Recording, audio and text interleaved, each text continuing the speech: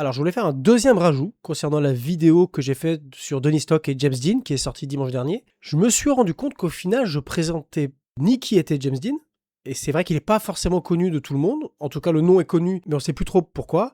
Et j'ai pas non plus également parlé de Nicolas Ray. Alors qu'à la base, c'est un peu comme ça que j'ai commencé la vidéo. James Dean, c'est un acteur qui a eu une carrière plus que fulgurante, puisqu'il tournera en tout et pour tout 3 films. Alors je ne compte pas les cachets de figuration qu'il a fait. Le premier film, c'est à l'Est d'Éden, donc réalisé par Elia Kazan. C'est le fameux film que Denis Stock va voir au cinéma, qui sortira donc en même temps que le reportage photo. Le deuxième, c'est La Fureur de vivre de Nicolas Ray, donc ça explique, j'imagine, sa présence à sa fête.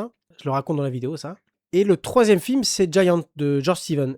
Et James Dean, il meurt quelque chose comme 15 jours après la fin du tournage. D'ailleurs, il n'avait pas fini la post-synchro du film, donc à certains moments, c'est notre voix qui fait la voix de James Dean dans le film.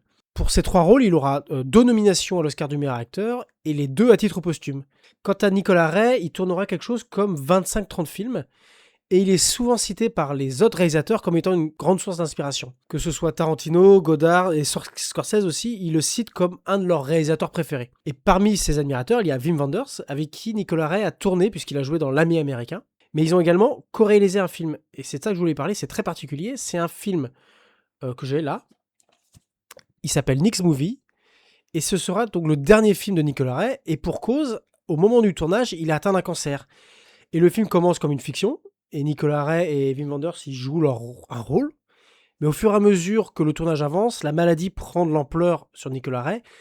Et le film devient un espèce de témoignage sur la mort de Nicolas Ray. Et c'est vraiment très particulier. J'aurais du mal à le conseiller en tant que tel. Parce que moi, quand je l'ai vu qu'une fois. Et j'ai pas compris ce qui se passait. Parce que on change on passe de la fiction. À un moment donné, ça devient quasiment un documentaire.